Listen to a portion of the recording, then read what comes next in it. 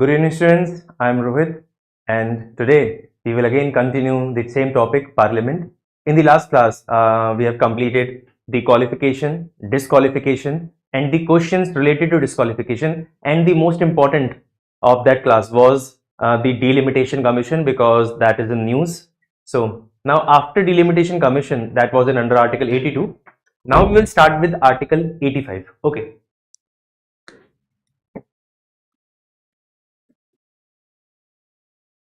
Okay, so again, Article 85 is also important.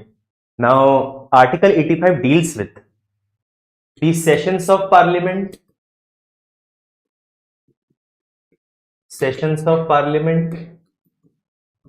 its prorogation and dissolution. So, under Article 85, we will study these three: first session, second prorogation, and the third is dissolution. So, let us first start with the session of Parliament. The first will be sessions of Parliament. Okay, now remember, according to the Constitution, the Parliament is summoned by the President. Okay, so the Parliament is summoned by the President. So whenever, okay, so the first thing is, who summons the session of Parliament? So the Parliament is summoned by the President of India. The first thing that you have to remember, the Parliament is summoned by the President. Second thing, according to Constitution, the maximum gap between the two sessions of Parliament cannot be of more than 6 months. See, there is no mention in the Constitution that how many times Parliament should meet in a year. There is no mention. Usually, the Parliament meets thrice in a year. First is budget session, second is monsoon session, and the third is winter session. But there is no mention in the Constitution about how many sessions should be there in a given year. But the Constitution says that the maximum gap between the two sessions of Parliament cannot be of more than 6 months. So it basically means that the Parliament should meet at least twice in a year. Okay, but there is no, there is no mention about how many sessions should be there in a given year, but at least 2 sessions should be there in any year. So we can write this point that the maximum gap between 2 sessions of Parliament, the maximum gap between 2 sessions of Parliament cannot be of more than 6 months. So basically it means that Parliament must meet at least twice in a year. Must meet at least twice in a year. Okay. Now, these two things are mentioned under Article 85. Now, the next thing, how many sessions of Parliament are there in any given year? So, remember, there are total 3 sessions of Parliament. So, in general, how many sessions are there? There are total 3 sessions. But remember, these 3 sessions are not mentioned in Article 85. It is only the maximum gap between the 2 sessions of Parliament, and the Parliament is summoned by the President of India. That's it. So, the 3 sessions of Parliament are, the first is the budget session. Remember, budget session is also the longest session of Parliament. Why? Because it continues from Feb to May. So it is the longest session of it is the longest session of the Parliament. In June, it is the recess of Parliament. Then the second session is monsoon session. Monsoon session starts from July till September. October is again recess. Then the third, remember, third, that is winter session, is the shortest session. Why? Obviously, it continues from November to December. January recess, then from February the same cycle repeats. So these are the 3 sessions of Parliament, and this is the longest session of Parliament. This is the shortest session of Parliament. Okay, so for the sessions of Parliament, you have to remember these points. These are important for examination and relevant. Okay, now the second. The first was the session of Parliament, and the second is the prorogation. So now let us discuss what is the prorogation. Okay, see, let us take example of budget session.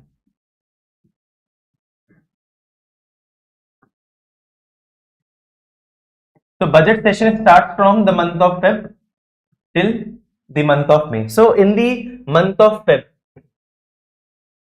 the session of the Parliament starts. So in order to start the session of Parliament, the President summons the Parliament. Remember, okay. So in the month of Feb, the President summons the Parliament. Therefore, Parliament assemble and starts functioning. So in the month of Feb, Parliament is summoned. In the month of May, the session is over. And whenever the session is over, for this we use prorogation. Okay. So remember, if summon is to call the Parliament in session, then prorogation is to terminate the session of Parliament. So the first point that you have to remember is that what is prorogation? So basically prorogation means to terminate a session of the Parliament. And now who is responsible for terminating the session of Parliament? Again, the President of India. So it is the President of India who is responsible for summoning the Parliament as well as proroguing the Parliament. Okay. So the summon and prorogation both are done by the President of India. So what else we can write? We can write that prorogation is done by the President. So before this we can write prorogation means to terminate a session of Parliament. To terminate a session of Parliament. Now, who issues prorogation? So, prorogation is done by the President of India. Prorogation is done by the President of India. Okay. So, these two things you should remember in the topic prorogation. So prorogation means to terminate a session of Parliament, and again it is done by the President. So to summon the Parliament and to prorogue the Parliament, both are done by the President, but obviously on the advice of the government. And remember, before prorogation, the presiding officer issues adjournment sine die. Okay, so now what is adjournment sine die? Since we are discussing prorogation, that's why it is important to understand what is adjournment sine die.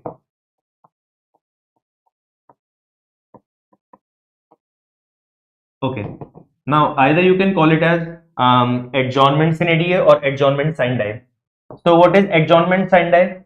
It basically means to there are two words. First is adjournment and the second is adjournment sine die. Now in adjournment what happens? Whenever the Parliament, it is obviously issued by the Speaker. Adjournment and adjournment sine die both are issued by the presiding officer. Okay. Now why the adjournment sine die is issued? It is issued when the work of the Parliament is over. So whenever the work of the Parliament for that session is over, the presiding officer of the House issues adjournment sine die. So adjournment sine die is an indication for the President that the work of the Parliament is over for this session and now you can issue prorogation. So whenever the adjournment sine die is passed, the President comes to know that yes, now it is the time to prorogue the Parliament. So first is the adjournment sine die, and adjournment sine die. After this, it will be prorogation. Okay, so I hope you understood the link between the adjournment sine die and prorogation. So after adjournment sine die and prorogation, the third is the dissolution. Okay, now remember we discussed the session. Now remember, session is of the Parliament. Similarly, prorogation is also of the Parliament, but dissolution can never be of the Parliament. Parliament can never be dissolved. So it is always about the Lok Sabha, because Rajya Sabha is a permanent chamber. Rajya Sabha is not subject to dissolution. So only Lok Sabha is subject to dissolution. So we can never say dissolution of the Parliament. We can say summon of the Parliament, prorogation of the Parliament, session of the Parliament, but not the dissolution of the Parliament. So dissolution is only for Lok Sabha. Only for Lok Sabha. Okay. And what dissolution means? Dissolution means to end the life of Lok Sabha. To end the life of Lok Sabha. And again, who is responsible for dissolving the Lok Sabha? This I have discussed earlier in different classes, that it is the power of the president to dissolve the Lok Sabha, obviously on the recommendation of Prime Minister. The president has no authority to dissolve the Lok Sabha in his discretion. No, the president, on the recommendation of Prime Minister, dissolves the Lok Sabha. So the dissolution is issued by the president. Okay, and dissolution is permanent. Once the Lok Sabha is dissolved, then there should be fresh election to constitute new Lok Sabha. Okay. So finally, we are done with the Article 85 of the Constitution, sessions of Parliament, prorogation and dissolution. And now we can start with the next important articles. So the next important article is Article number 88. Remember, there are many articles in the chapter Parliament, but we are discussing only the important ones. Okay. So Article 88. Why I have not discussed Article 86 and 87? Because in Article 86, you will find that the President has the right to send messages to the House. And similarly, in one more article, you will find the special address of the Parliament. Okay, so all these are mentioned in Article 86 and 87. But the more important than 86 and 87 is Article 88. Now, why I am saying Article 88 is important? Because in Article 88, you will find that there is something important about the Ministers and Attorney General of India. Attorney General of India. Okay. So what is mentioned under Article 88? Under Article 88, it is mentioned that a minister, minister has to be a member of either house of the Parliament. So either a minister can be a member of Lok Sabha or a member of Lok Sabha. Okay. Sorry. He can either be a member of Lok Sabha or Rajya Sabha. So suppose a minister is a member of Lok Sabha. Then according to Article 88, if a minister who is a member of Lok Sabha has the right to speak and to take part in the proceedings of the other house, that is Rajya Sabha. Okay, so a minister who is a member of Rajya Sabha has the right to speak and to take part in the proceedings of the Lok Sabha, but he can vote only in that house of which he is a member. So suppose I am a minister and I am a minister who is a member of Lok Sabha. So I can vote only in the Lok Sabha because I am a member of Lok Sabha. But since I am a minister, I work with the government. I mean I'm a part of the government. So since I am a minister, therefore I have the right to speak and to take part in the proceedings of the Rajya Sabha as well. Though I am a member of Lok Sabha, but I can speak and take part in the proceedings of Rajya Sabha. Okay, why? I am a minister. This is the privilege given to a minister. But he can vote only in that house of which he is a member. So a minister has the right to vote because ultimately he is a member of Parliament and he is going to vote in that house of which he is a member. But what about the Attorney General? Remember, Attorney General is the highest law officer of the country. The primary function of the Attorney General is to give legal advice to the Government of India and to represent the Government of India in the Supreme Court. In fact, the primary lawyer of Government of India in the Supreme Court is Attorney General of India. So Attorney General is the highest law officer of the country, and he is neither a member of Lok Sabha nor Rajya Sabha. But still, he has the right to speak and to take part in the proceedings of either house of the Parliament without entitled to vote. So a minister has the right to vote in that house of which he is a member. But Attorney General has no right to vote because he is not a member of either house of the Parliament. So what we can write that minister is a member of Parliament whereas he is not a member of Parliament. Since he is not an MP, therefore he has no right to vote. No right to vote. But what he can do, he has one privilege, and the privilege is that he can speak. He can speak and take part. He can speak and take part in the proceedings of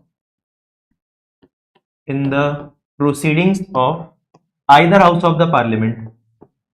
In the proceedings of either house of Parliament. Okay.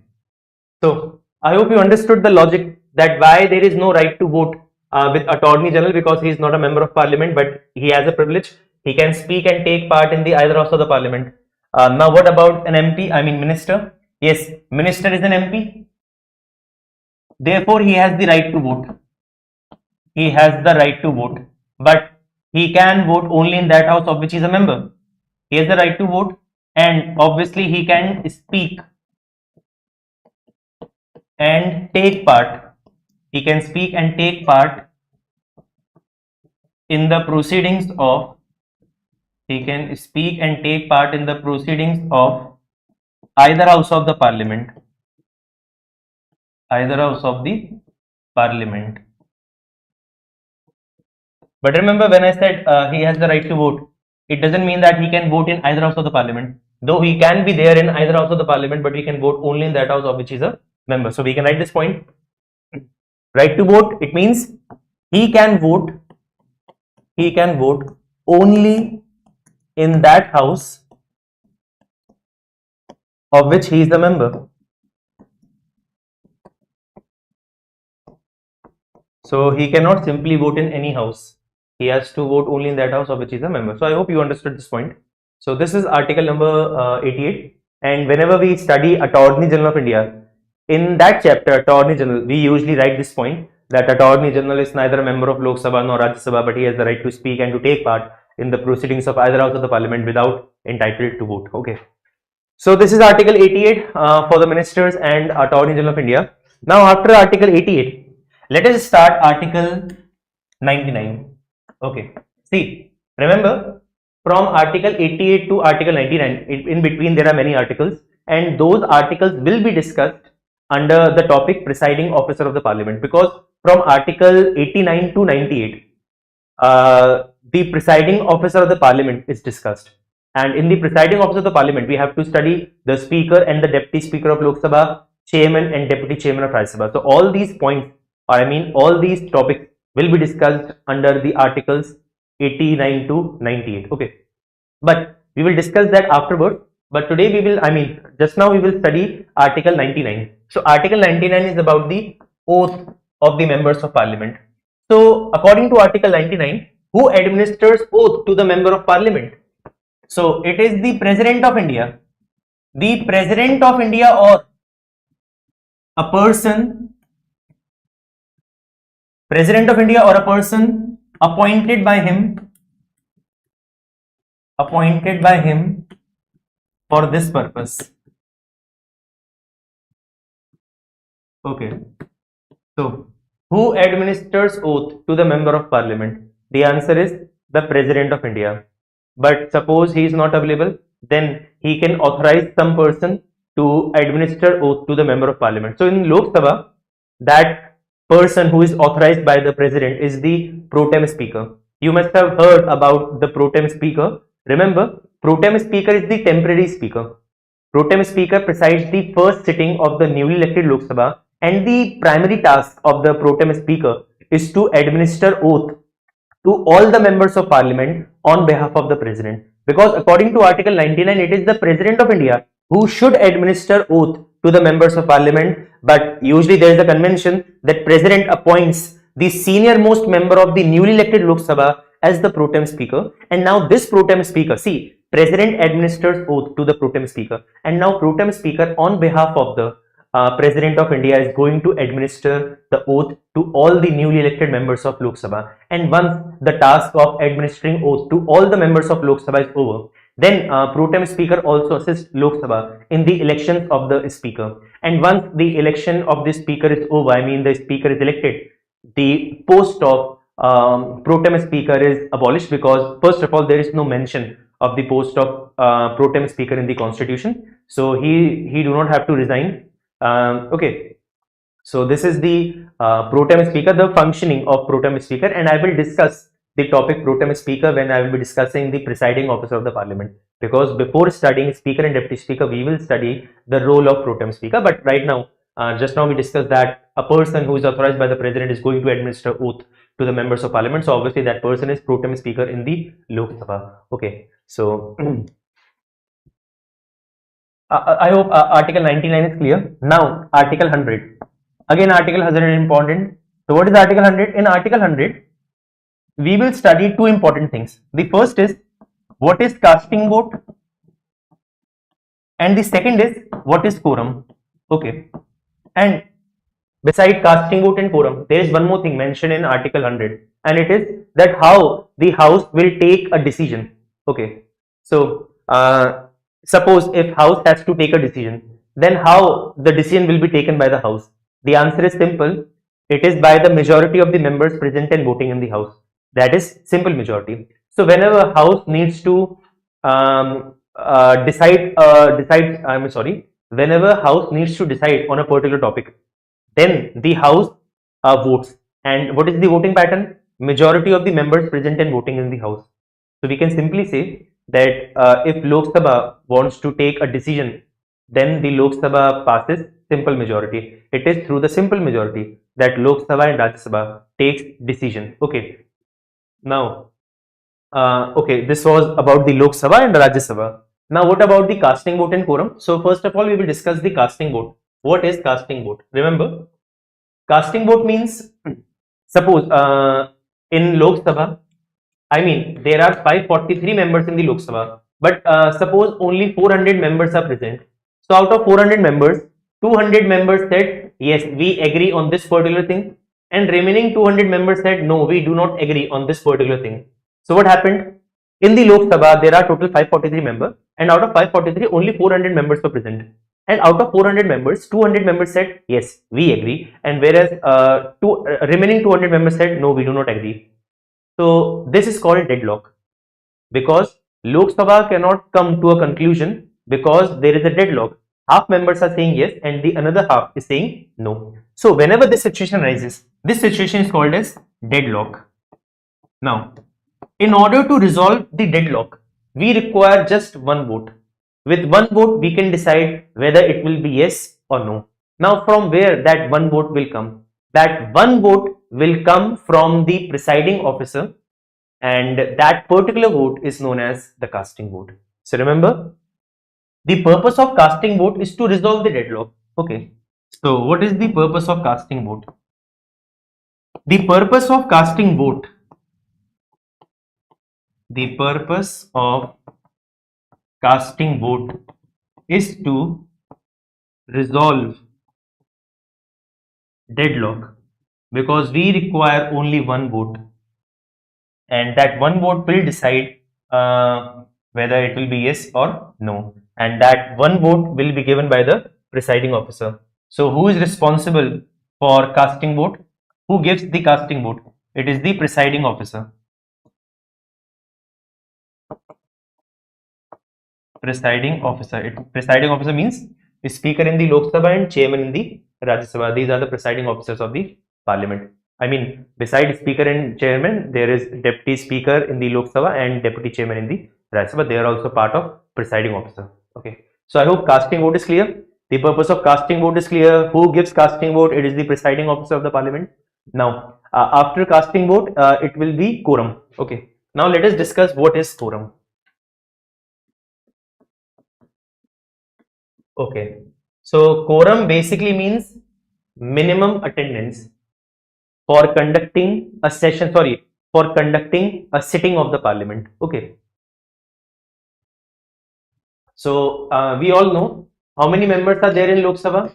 The total strength of Lok Sabha at present is 543, and for Rajya Sabha, what is the total strength? It is 245. Now, quorum means at least these many members should be there for continuing a sitting of the parliament. If the members are less than this particular number, then we cannot conduct a session of the parliament. So, for conducting, not the session of parliament, for conducting a sitting of the parliament, these many members should be there. Now, how many these many members? Now, remember, quorum is 1/10 of the total membership of the house. Now, you do round off, it will be 55 and 25. So, in Lok Sabha, at least 55 members should be there. If the number of members are less than 55, then remember, it will not be possible for the Lok Sabha to continue the sitting, and the sitting will be terminated for that particular day. Okay, so the Lok Sabha can continue the sitting only when 55 members are present at least, and same is the case in Rajya Sabha. If at least 25 members are present, then only we can continue the sitting of the parliament. Otherwise, it is time to adjourn the house of the parliament. Okay, so I hope this point is clear that what is quorum? Quorum is 10% of the total membership of the house. If the number of members present in the parliament is less than the quorum, then we cannot continue the sitting. The presiding officer must terminate the sitting of the house for that day. Okay.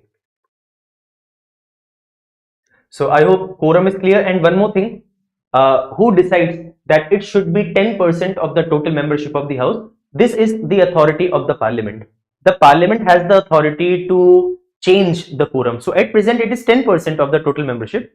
In future the parliament can change it to 20% or 25%. It all depends upon the parliament. The parliament needs to pass a law, and with that law we can alter the 10% limit. We can make it 15% or 5%. It depends upon the parliament. Okay, so the parliament can change the quorum, and just the quorum can be changed by simply passing a simple law. I mean, through a simple law, that is simple majority, we can change the quorum. Okay, so in article 100 you have to remember these three things, that how a decision in the Lok Sabha or Rajya Sabha is taken, what is casting vote, who gives casting vote, and the third is quorum, and who changes the quorum.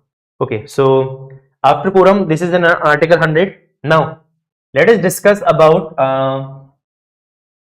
an important topic of the parliament. Okay, and that is let us, I'm trying to figure out which article I should start. Okay, so I think it will be better if we start with bills.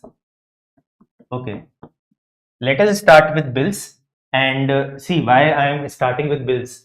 Actually, I was about to start with 0 hour and question hour, parliamentary committee. There are many more topics in this chapter, but I thought that we should start with the topic bills, because in bills there are 4 kinds of bill, and those 4 bills are actually important for you. I mean, many questions come from this particular area. So let us start with bills. Then we will discuss the other remaining subtopics of the parliament. So what is bill? We all know bill is a proposal for legislation. Okay, and in bill, what all we are going to study? We will be studying the joint sitting of the parliament. We will be studying what is the difference between public bill and private bill. Public bill and private bill. Joint sitting, public and private bill. Then we will also study 4 types of bill. Okay. Then we will also study the effect of dissolution of Lok Sabha on the bill. Effect of dissolution of Lok Sabha. Effect of dissolution of Lok Sabha on the life of bill. On the life of bill. Okay, so first we will be starting with the joint sitting of the parliament. So what is the joint sitting of the parliament? Okay, now let's see. Joint sitting is super important for the examination. I mean, for whatever examination you are preparing, joint sitting is important. Okay, so now joint sitting is under article 108. Now remember, what is joint sitting? It is simple. Okay, joint sitting means when both the houses of parliament are sitting together. That is called joint sitting. So in joint sitting you will find that Lok Sabha and Rajya Sabha, both the houses are sitting together. But the question is why they are sitting together. Usually Lok Sabha sits in its chamber and Rajya Sabha sits in its chamber. But today they are sitting together, and when they are sitting together we call it as joint sitting. Okay. So why there is joint sitting? What is the reason? So first of all we will discuss that why there is a joint sitting. And now remember, joint sitting is basically a compromise between the 2 houses of parliament. Why there is a compromise? Now let us understand why there is a compromise. Okay, so we all know in parliament there are 2 houses. The first is the Lok Sabha and the second Rajya Sabha. So we can simply write first house and the second house. Now remember, if in the first house it is Lok Sabha, then in the second house it will be Rajya Sabha, or vice versa. If here it is Rajya Sabha, then there it will be Lok Sabha. So it doesn't matter who is in the first house and who is in the second house. Not an issue. Okay, now we will take an example of ordinary bill. Okay, so now let us see what will be the scenario. Okay, now remember, suppose an ordinary bill is introduced in the first house. It could be Lok Sabha or Rajya Sabha. Okay, so the ordinary bill is introduced in the first house, and the first house gives approval to the ordinary bill. After this, the bill will be sent to the other house. Once the bill receives the approval of the first house, it goes to the second house. Now suppose the second house rejects the bill. Okay.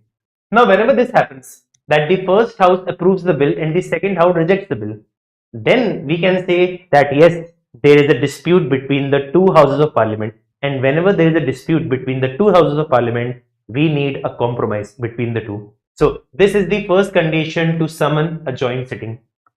I hope it is clear that why there is a conflict. The conflict is because the first house wants to pass the bill and the second house is saying no, we do not want to pass the bill. So this is the first condition for summoning a joint sitting. Now the second condition is, suppose the ordinary bill is introduced in the first house and it receives the approval of the first house. Now when the ordinary bill is sent to the another house, now remember, suppose the second house introduced changes, and now remember, the first house passed the bill and the second house introduced changes in the bill. Now the issue is that these changes are not acceptable to the first house. So whenever this situation happens, that the first house passes the bill and the second house introduces amendments to the bill which are not acceptable to the first house, now again there is a conflict between the two houses over the changes. The one house wants that the bill should remain in its original form, and the second house says that no, first there should be these amendments and only then the bill should be approved. So whenever this thing happens, obviously this will be the second condition to summon the parliament, to summon the joint sitting. Now the third condition to summon the joint sitting is that suppose the first house passed the bill and when it went to the second house, this time the second house neither rejected the bill nor introduced changes on the bill. The second house kept the bill pending. Now for how many months? It can keep this bill pending for maximum of 6 months. So suppose the second house took no action on the bill for 6 months. So more than 6 months have passed and there is no response from the second house. So whenever this thing happens, that more than 6 months have passed and there is no action from the second house, then in this case we can consider that yes, it is also a sign of conflict and it will require a joint sitting. So these are the three conditions for calling a joint sitting of the parliament. So if someone asks that, or if suppose this question comes in the examination, that what are the conditions for calling a joint sitting? So the answer is these three are the conditions for joint sitting, and it is simple to remember. We can simply say that the three conditions for joint sitting are: first, when the other house rejects the bill; second, when the other house introduce amendments which are not acceptable to the first house; the third condition, when the second house has taken no action for more than 6 months on the bill. So these are the conditions which warrants a joint sitting. Now remember, I was continuously saying that now it is the time to summon a joint sitting. Who summons the joint sitting? So it is the power of the president. So president summon joint sitting of the parliament. So who summons the joint sitting of parliament? It is the president of India. And whenever this happens, the joint sitting will take place. And now remember, okay, so the president summoned the joint sitting of the parliament. Now both the houses are present. So whenever both the houses are present, here Lok Sabha and here Rajya Sabha, then who will sit in the front? Who will preside the joint sitting of the parliament? So the joint sitting of the parliament is presided by the speaker of the Lok Sabha. Okay, so it will be the speaker of the Lok Sabha who is going to preside joint sitting of the parliament. But suppose speaker is absent. If speaker is absent, then who is going to preside?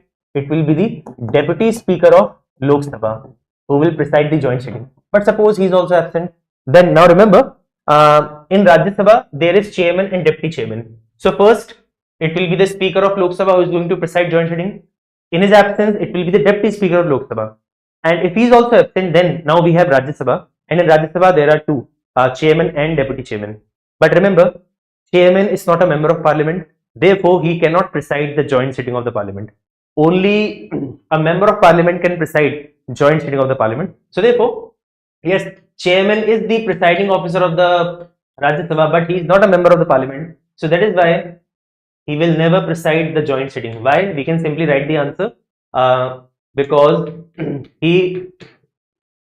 he is not a member of parliament. He is not an MP. So there is no chance of a chairman presiding the joint sitting of the parliament. So after chairman, who will come? It is the deputy chairman of Rajya Sabha.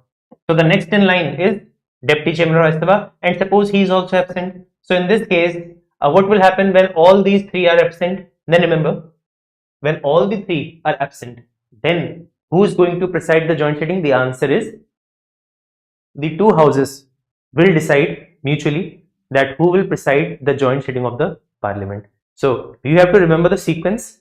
The first is speaker, then deputy speaker, then deputy chairman, and chairman does not preside the joint sitting of the parliament. And if all these three are absent, then both the houses will determine who will preside the joint sitting of the parliament. So this is the sequence. So if he is also absent, then who will determine? Both the houses will determine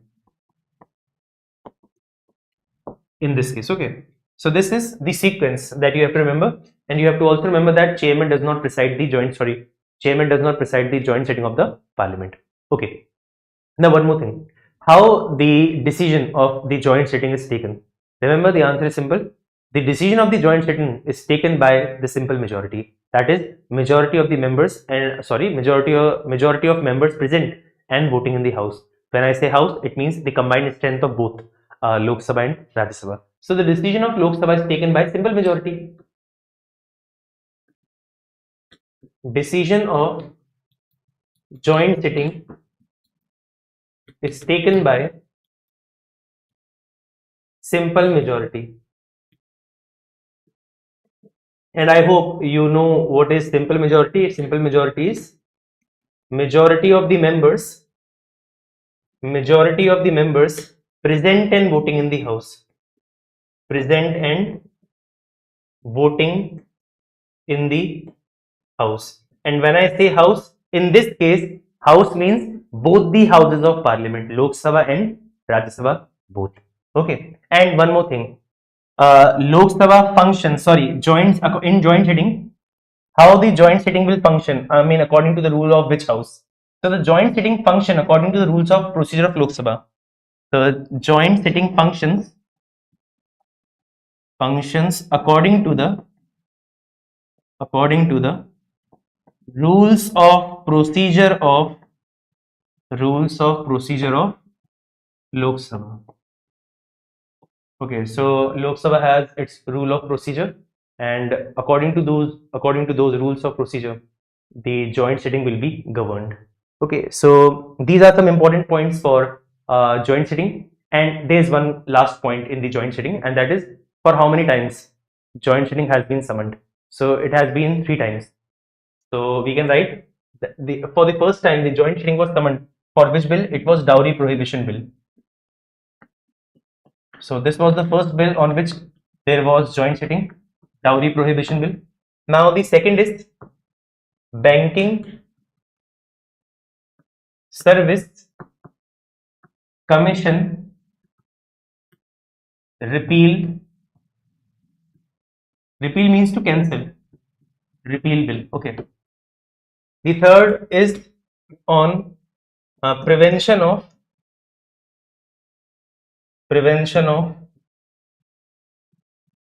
terrorism activities bill. Okay, so far joint sitting has been summoned for 3 times: dowry prohibition bill, banking service commission repeal bill, and prevention of terrorism activities bill. Okay, so the last was in 2002. Okay, so these are the 3 bills on which there was joint sitting. And remember, whenever the joint sitting is summoned, obviously the Lok Sabha is going to win, because in joint sitting both the houses are present, and obviously Lok Sabha has the advantage because it has more number of members. Okay, so Rajya Sabha has 245 members, and whereas Lok Sabha has 543 members. So obviously with greater strength, Lok Sabha is going to win the joint sitting. Okay. So I hope we are done with the joint sitting of the parliament. I hope you understood. And now after the joint sitting of parliament, we can start the difference between the public bill and private bill. And one more thing, this I will discuss after some time, that on which bill the joint sitting is not possible. Okay, when we will discuss the 4 types of bill, there I will discuss that on which bill the joint sitting is not possible and why the joint sitting is not possible on that particular bill. Okay, so these things will be discussed, but only when we will discuss the 4 types of bill. But right now we should understand what is the difference between public bill and private bill. So let us start. public bill and private bill. Public bill versus private bill. Okay. So, what is a public bill? We all know bill is a proposal for legislation. Now, in the parliament, both ministers are present and normal members of parliament are present. Whenever a bill is introduced by a minister in Lok Sabha or Rajya Sabha, it doesn't matter. Whenever a bill is introduced by a minister in the house, we all know minister represents the government. So whenever a minister introduces a bill, we can call that yes, the government has introduced the bill. So a public bill means a bill which has been introduced by a minister, or we can say which has been introduced by the government. So public bill is the bill which is introduced by minister. Introduced by a minister. And we all know minister represents the government. Therefore, we can also call public bill as government bill. Okay. So it is introduced by a minister in either house of the parliament. Now, what about the private bill? Who introduces a private bill? Remember, by saying private bill, we do not mean that I mean you are introducing the bill. No, private member doesn't mean that an ordinary citizen is introducing the bill. No, private member means, see, let us take for example, there are 543 members in Lok Sabha, and out of 543 members, suppose 50, or I should say 43. Okay, 43 is a good number. Okay, out of 543 members, 43 are ministers. So if 43 members of Lok Sabha are ministers, then the remaining 500 members of Lok Sabha are the private members. So who are the private members of the parliament? The private members of the parliament are those who are not in the office of minister. So those who do not become minister, they are called as the private members. So we can take example of Rahul Gandhi, Shashi Tharoor, Sonia Gandhi. These all are the example of private members because they are not a minister. Okay. So a member of parliament who is not a minister, that member of parliament is called as private member. Okay. So who is a private member? Who is not a minister? So private bill is introduced by a private member. Private bill is introduced by a private member. And I hope you understood who is the private member. That is why, I mean, from now onward, you should not be confused that who is the private member. Private member is not an ordinary citizen. He is a member of parliament who is not appointed as a minister. Okay. So this difference is clear. Who introduces public bill and who introduces private bill.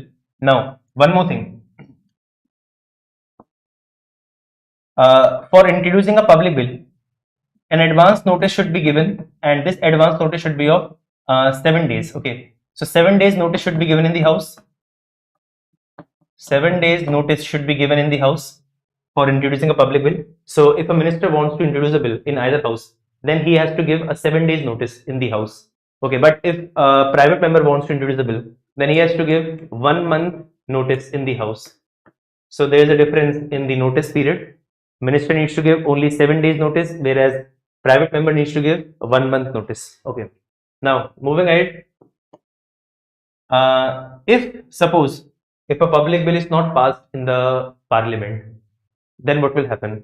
If a public bill is not passed in the parliament, then remember, if a public bill is not passed, it means the government has no majority. I mean, if the government had majority, then it would have surely passed the bill.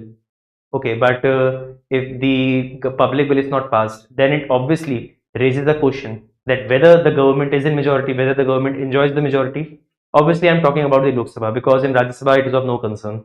I mean, in Rajya Sabha, the government need not prove majority. It is only about the Lok Sabha. So suppose a bill is introduced in the Lok Sabha by a minister and the bill is not passed in the Lok Sabha. So if a government bill is not passed in the Lok Sabha, then it raises a question. And the question is whether the government enjoys majority in the Lok Sabha. So whenever a public bill is not passed, it raises a question, and in order to clear the doubt, the government must prove majority in the Lok Sabha. So if a public bill is not passed, remember, if a public bill is not passed, then the government may have to prove majority. Okay. Okay, Yashwant, I read a comment. So you are a Hindi medium student, but you changed your medium from Hindi to English, but you are not comfortable with English discussion, please. Okay, see, first of all, I don't know why you changed your medium from Hindi to English. If you were comfortable with Hindi, then you should have continued in Hindi. Okay, there is no problem in continuing with Hindi. Language is language. But okay, okay, if you have changed your language medium to English, now see, it will take some time. Okay, remember, if you have changed the language, then it is going to take some time. So you cannot simply expect that just because you change your medium, now you will be able to understand English. No, it will take time. Okay, so it is not that easy. And the fact is that I cannot speak in Hindi, and the reason is also simple, because I have explained this particular reason several times on this channel, that yes, we are dealing with, especially with those audience who do not understand Hindi language. These are those students who are especially from South India and the northeastern part of the country. So and also for those students who are usually not comfortable with bilingual classes. So for them, we are running these classes. Okay, so I understand that you might be having some problem with the English language, but you have to somehow cope with it. Okay, so, and one thing, to be very honest, I'm not trying to use heavy vocabulary because I'm also not good at it. Okay, so I'm not trying to use some heavy language because even I also don't know how to speak in that way. Okay, so I'm trying to speak in a normal language. Okay, normal English. I'm trying to use normal English because I only know the normal English. Okay, and many times I am also grammatically incorrect. Okay, so the fact is that you can also try and you might improve. Okay, so okay, I hope I addressed your query. Okay, so if the government bill is not passed in the Lok Sabha, then remember the government may prove majority in the House, and if the government fail to prove majority in the House, then the government must resign. So what happens if the public bill is not passed? So when the public bill is not passed, if it is not passed, then what will be the consequence? The consequence will be that the government may the government may resign.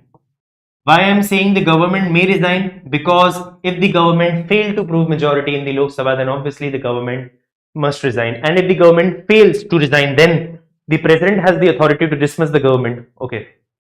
Now, this was the public bill. So the consequence of that a bill is not passed in the Lok Sabha will be that the government might resign. Okay, if it is not able to prove the majority in the Lok Sabha. Now let us start with the private bill. So if a private bill is not passed,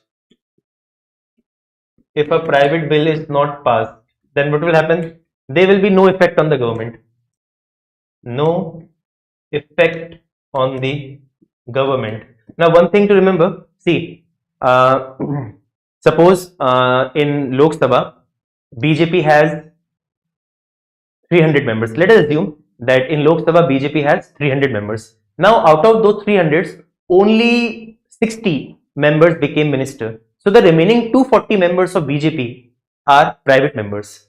So, suppose a member of BJP who is a private member introduces a bill and that bill is not passed in the Lok Sabha, then remember, there will be no effect on the government, even that private member was from the BJP, which was the ruling government.